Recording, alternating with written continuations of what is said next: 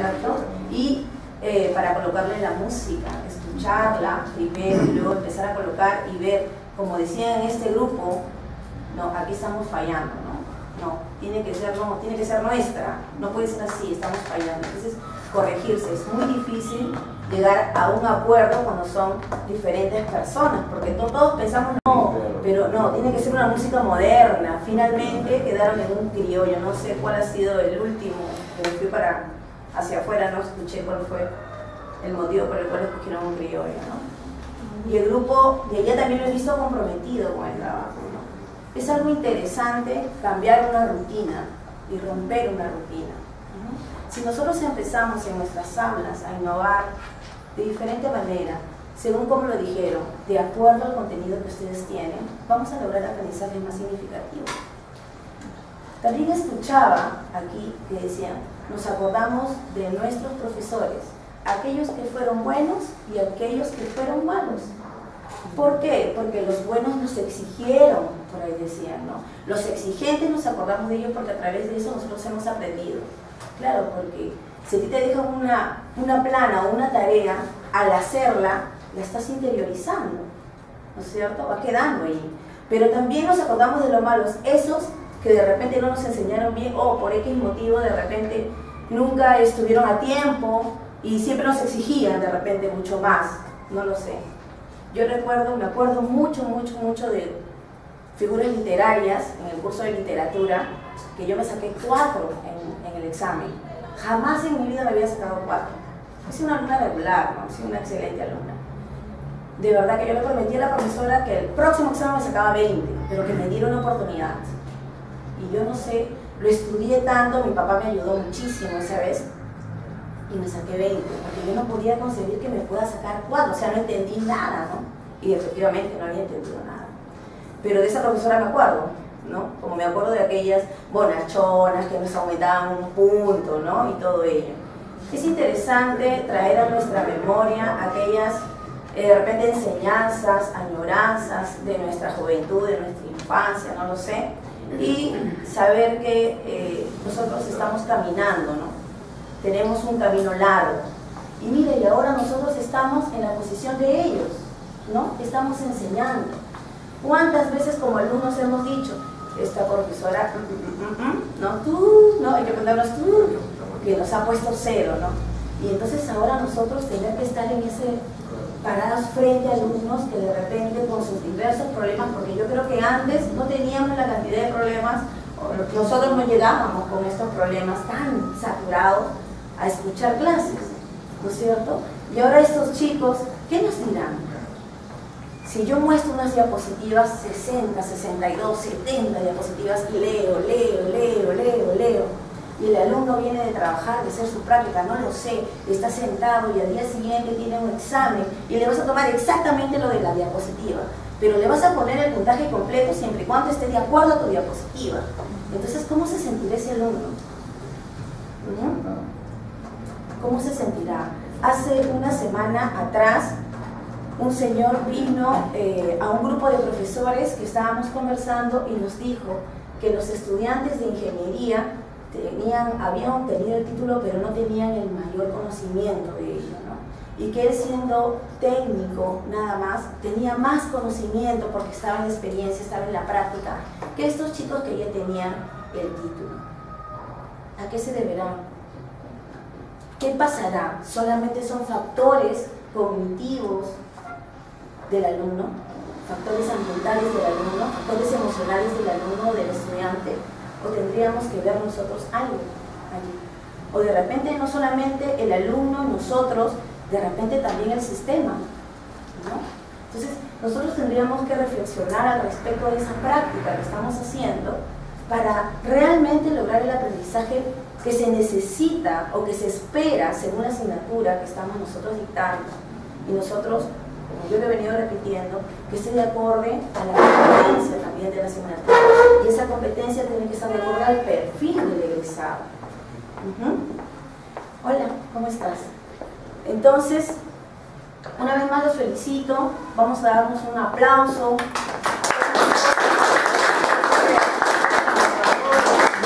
Soñadores, ¿no es cierto? Porque somos soñadores, todos todo ser humano es idealista, claro, ¿no es cierto? Y vamos a continuar con el tema que es la sesión de aprendizaje, ¿no?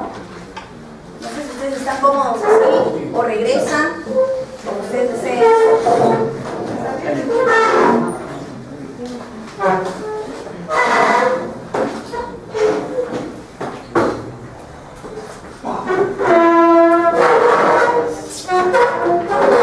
Una sesión de aprendizaje, a pesar de que no hay una cátedra libre, que todo tiene su formato, que todo está establecido en la universidad o en la institución educativa con ciertos formatos, se pertenece a un estilo del profesor. A pesar que tú vas a respetar momentos, a pesar que vas a respetar fases, tiene un propósito único. ¿Cuál es? Desarrollar aprendizajes.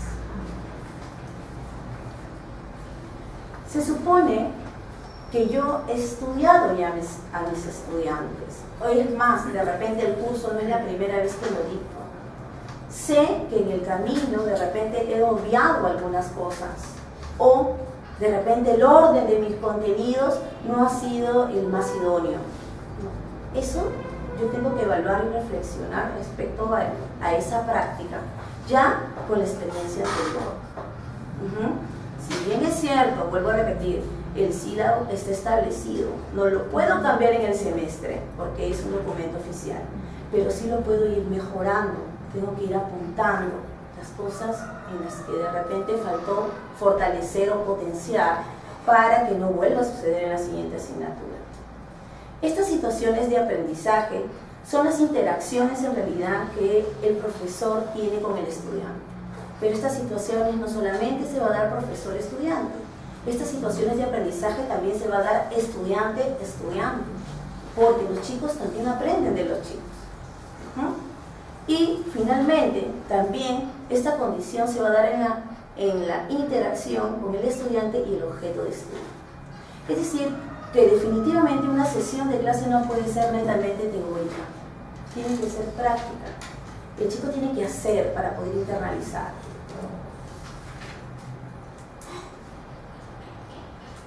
Aprendizaje esperado. ¿Qué será el aprendizaje esperado? ¿Ustedes qué opinan al respecto?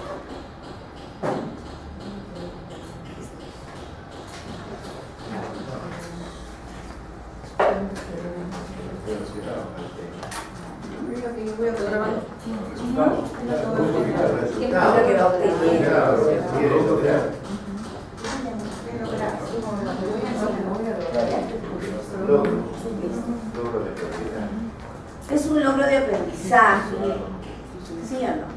¿Estará situado el logro de aprendizaje? Yo voy a crear mis sesiones de la nada. Ah, me parece interesante esto. O ya está situado, ya lo he obtenido. Digamos, ¿no?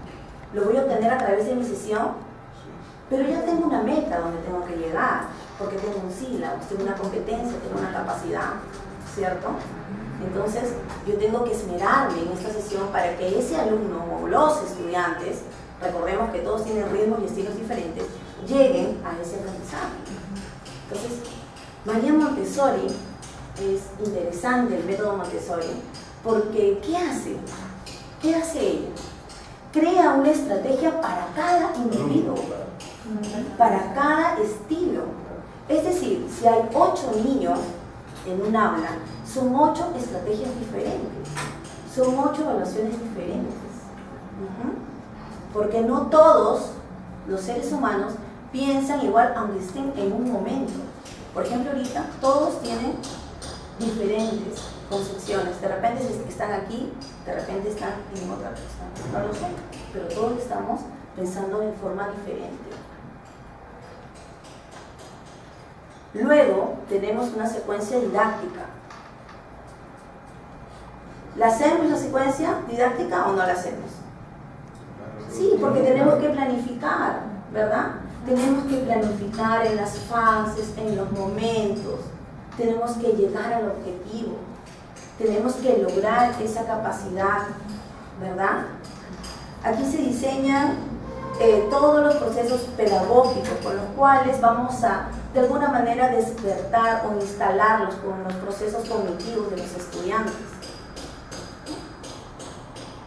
Y luego tenemos la evaluación. ¿Ustedes se evalúan en la sesión? Sí, ¿verdad? ¿Qué se trabaja en la evaluación? A ver, ¿qué hacemos para evaluar?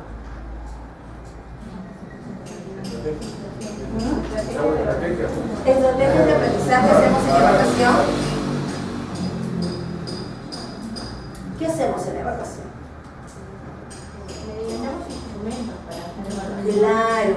Claro, pero por ejemplo yo tengo la asignatura de psicología, ¿no? Y la profesora tiene la asignatura de obstetricia. ¿Su instrumento le va a servir a la otra profesora? No, ella tiene que elaborar sus propios instrumentos, ¿verdad? Tiene que tener unos factores, unos indicadores, ¿no es cierto?, que indiquen, valga la redundancia, el logro de ese aprendizaje.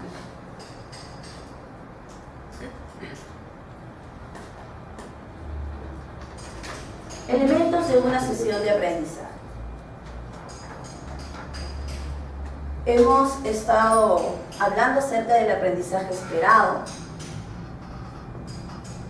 Es la capacidad más el contenido. Eso lo tenemos desde el sílabo. Luego tenemos la secuencia didáctica, donde están incluidos los procesos pedagógicos y los procesos cognitivos.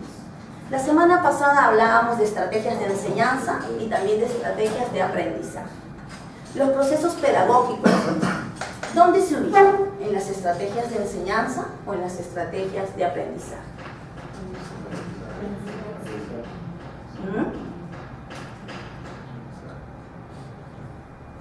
A ver, ¿de quién parten las estrategias de enseñanza? ¿Y de quién parten las estrategias de aprendizaje? Del alumno. ¿Los procesos cognitivos se realizan dentro o fuera del alumno? ¿Y los procesos pedagógicos?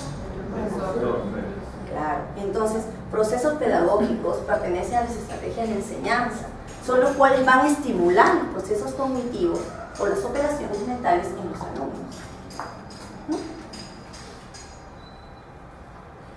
Y tenemos la evaluación. La evaluación en el nivel universitario lo estamos haciendo a través de indicadores, ¿no es cierto? Estos indicadores obviamente parten de la capacidad, ¿sí? Y la elaboración de estos indicadores tiene que ser acción, contenido y condición.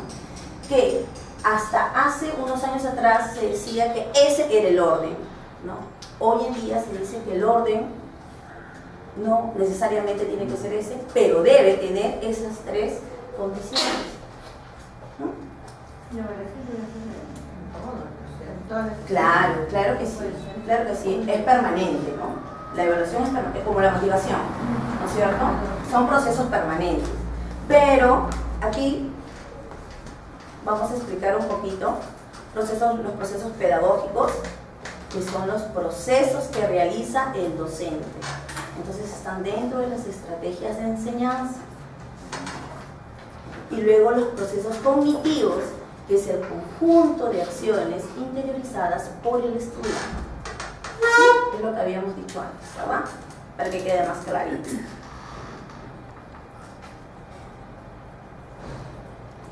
Ruta para la elaboración de la sesión de aprendizaje. ¿Qué vamos a hacer primero? Vamos a seleccionar el aprendizaje esperado o el logro de aprendizaje. El aprendizaje esperado se selecciona a partir de la capacidad, conocimiento y actitud previstos en el sílabo y que correspondan a la competencia, y que a su vez la competencia responda al perfil del egresado de esa asignatura. ¿Listo? Analizar el aprendizaje esperado. Este análisis se tiene que realizar a través de preguntas. Por ejemplo, ¿en qué consiste la capacidad analizada? ¿Qué procesos cognitivos tiene esta capacidad? Analiza. ¿Cuál es la característica de cada proceso cognitivo? ¿De qué forma se evidencia cada uno? qué conocimientos están involucrados en la capacidad. Es decir, que yo, para seleccionar mis capacidades y para ver efectivamente si se cumplen, yo tengo que saber los procesos cognitivos que encierra esta capacidad. Porque, por ejemplo, no puedo poner explica sin que el chico primero identifique, reconozca, para que luego explique. Entonces yo tengo que, obviamente, empezar de lo mínimo hacia lo más. Recordemos que nuestro sílabo está compuesto por ¿cuántas sesiones? ¿17? Entonces, tenemos que empezar con esos indicadores para que el chico sea capaz de explicar, de exponer, de comparar, de contrastar, no lo sé, hacia el final. Ahora, dependiendo obviamente del contenido, dependiendo si es un curso que ha tenido prerequisito, ¿no es cierto? Porque una capacidad o una competencia se tiene que haber logrado anteriormente para que tú puedas jalar, ¿sí?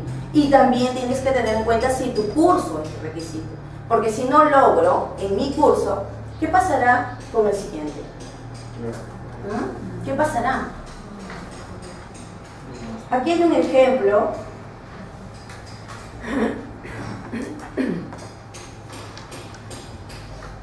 Bueno, sigue proponer actividades para desarrollar los procesos cognitivos. Definitivamente estas actividades tienen que ser significativas, tienen que ser motivadoras, innovadoras y diferentes. Hay que tratar de hacer estas actividades de tal manera que podamos lograr el interés del alumno, meterlo. Normalmente los chicos hoy en día todos vienen con su celular, todos, y el chat, si bien es cierto, en algún momento puede ser beneficioso, es perjudicial luego, ¿no? Entonces vemos alumnos que están atendiendo clases y vemos alumnos que están en esta posición, ¿no? Yo pregunto, ¿habrán internalizado algo esos alumnos? No. Tenemos que crear estrategias para ello. Por ejemplo, no se me ocurre entrar y decir apaguen sus celulares y déjenlo todos acá. No se me ocurre. Pero de repente yo le puedo decir, tú que tienes un internet, busca tal y me haces una conclusión al respecto. O sea, se agrupan todos los que tienen su celular con su wifi, ¿no? Y hacen tal cosa. Y los que no tienen, aquí está la información para ustedes. Entonces hay que buscar también nosotros que motivarlos a ellos a través de lo que traen, meterlos al tema. Luego tenemos proponer actividades para desarrollar los procesos pedagógicos. Hemos dicho que los procesos pedagógicos pues exactamente son los que conforman las estrategias de enseñanza.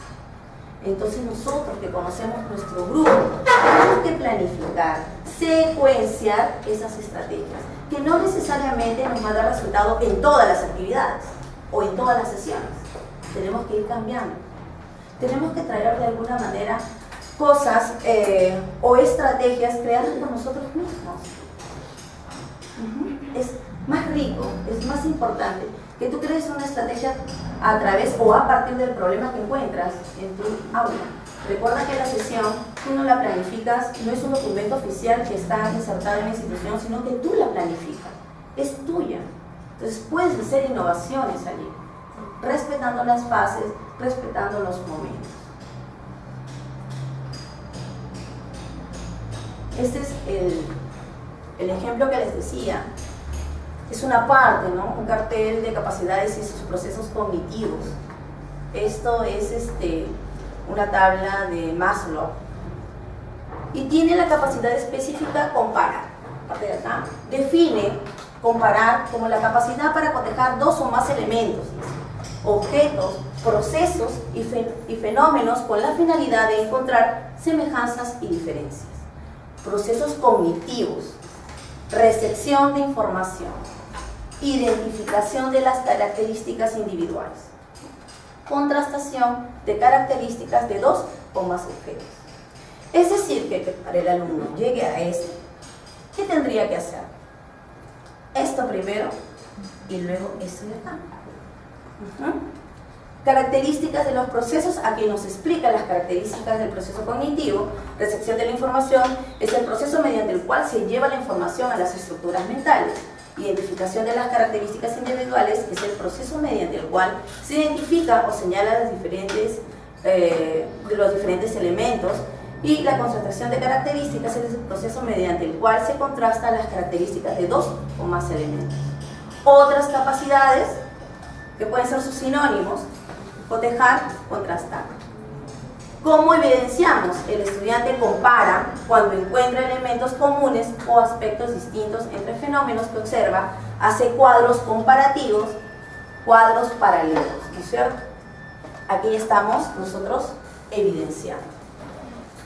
Pero una vez más, para llegar a esta capacidad, tengo que hacer primero esto: recepción del conocimiento, identificación de esas características y luego la contrastación, ¿no? ¿Listo? Esto en todas las capacidades tienen o pertenecen a este cartel. Es importante, es interesante, porque de esta manera nosotros vamos a tener un orden, vamos a respetar un orden.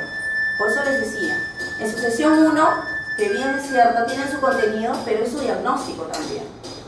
A partir de allí ustedes tienen que ver qué clases de alumnos tengo, cuántos alumnos tengo, etcétera, sus estilos, etcétera, etcétera, ¿no? Esta tabla está en el internet. Ustedes ingresan, dicen cartel de capacidades y sus procesos cognitivos, y si no, yo también lo tengo completa, lo imprimes para colocarlo. Están todas las capacidades. También para que ustedes tengan jerarquía, ¿no? Sepan.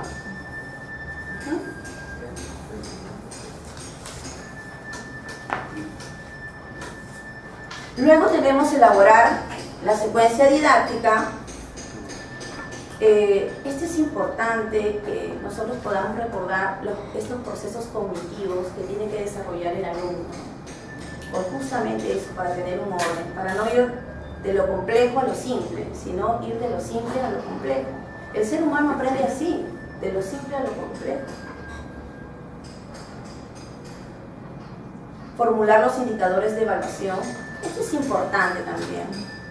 Sin embargo, en muchos esquemas de sesiones de la didáctica universitaria no lo comprenden, ¿no? Pero es importante formular el indicador, es importante.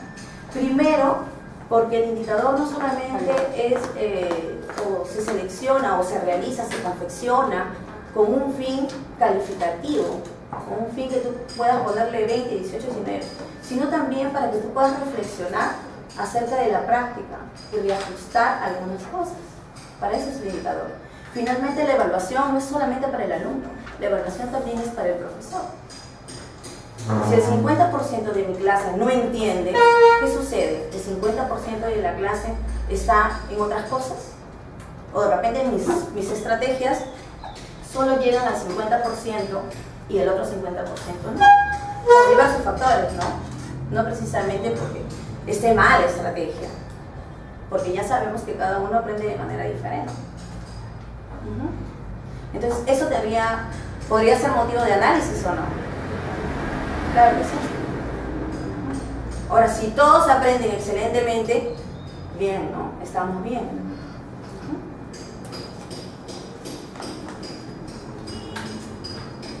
Esta es una sesión de aprendizaje cuya estructura me la enviaron de aquí,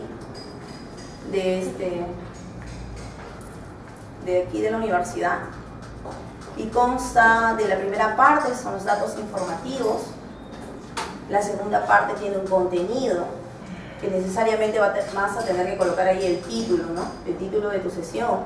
Luego la capacidad que tienes que trasladarla del sílabo. Y luego está la secuencia didáctica. Y la secuencia didáctica es esta que está aquí. Tiene fases, momentos, estrategias, recursos, instrumentos de evaluación, duración, tiempo, ¿no? Pero no hay indicador allí. Considero que el indicador se pone en evaluación. Ustedes saben más que yo de su estructura. Supongo que ahí se tiene que colocar, ¿no? Porque ¿cómo evidencio que estoy evaluando? Digamos, claro, siempre lo decimos, la evaluación es permanente, perfecto, es permanente, pero debo de tener una evidencia, ¿no? Y esa evidencia es a través del indicador.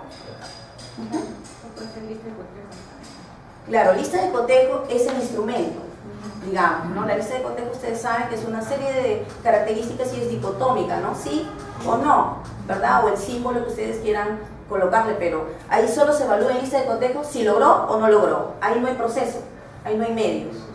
O sea, ahí es extremo, ¿verdad? Mientras que de repente en una ficha de observación es diferente.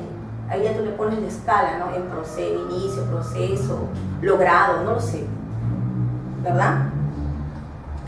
Entonces considero que la ficha de lectura debe tener su propia rúbrica, también como instrumento, ¿verdad? O de repente preguntas acerca de comprensión lectora, no lo sé porque cada uno diseña sus instrumentos de acuerdo a su realidad, ¿verdad? Listo. Entonces en la primera parte, que es la motivación, nosotros pues tenemos que colocar ahí todas esas estrategias que van a, de alguna manera, va a ser el punto de enlace del estudiante con el tema central. Ahí voy a motivar, voy a hacer una dinámica, voy a capturar los saberes previos de ellos, voy a hacerles preguntas acerca de ello, vamos a conversar acerca del tema, para recién dar inicio en la parte en la fase de proceso, ¿verdad? Ahí. Debo generar un conflicto cognitivo o no. Sí, ¿verdad? ¿Es importante el conflicto cognitivo? Claro, después que le interesa el alumno. Claro, ¿no es cierto? Entonces, ese conflicto cognitivo lo debo generar necesariamente. Tiene que estar allí. ¿Listo? ¿Qué más es importante en la fase de proceso?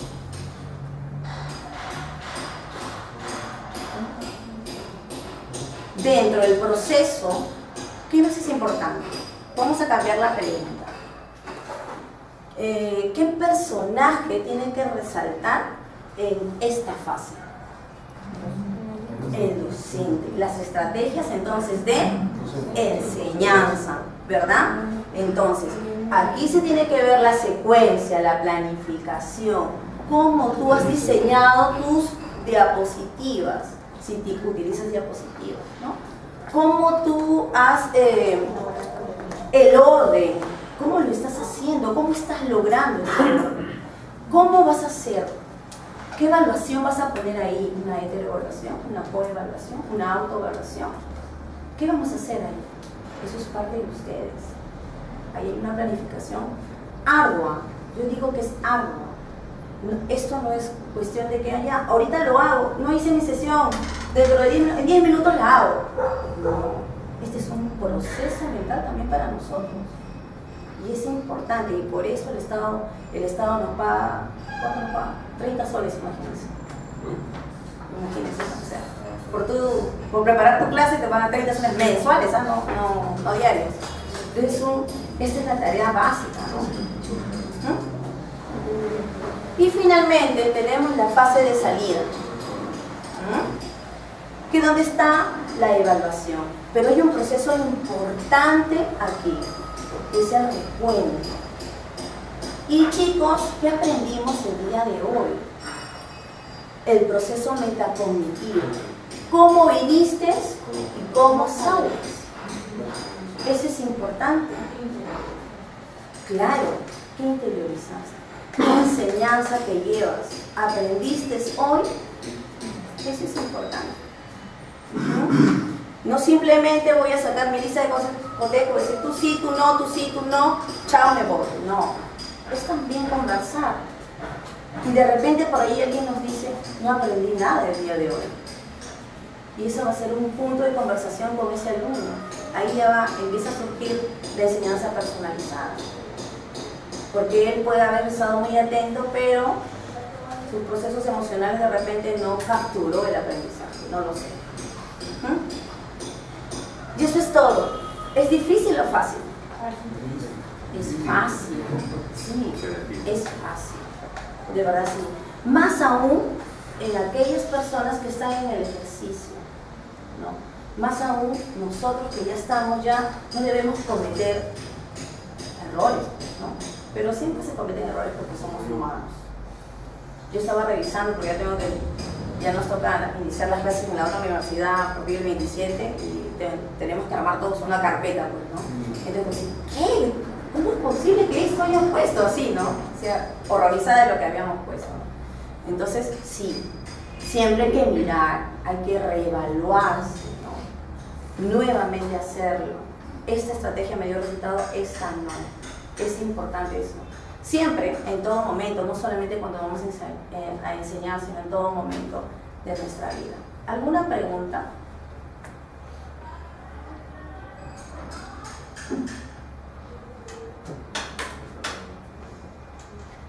Ahora sí estamos dispuestos para ver nuestro video y a partir de ese video van a salir muchas preguntas. Llámalo a tu amigo. Pero ya terminó aquí la diapositiva.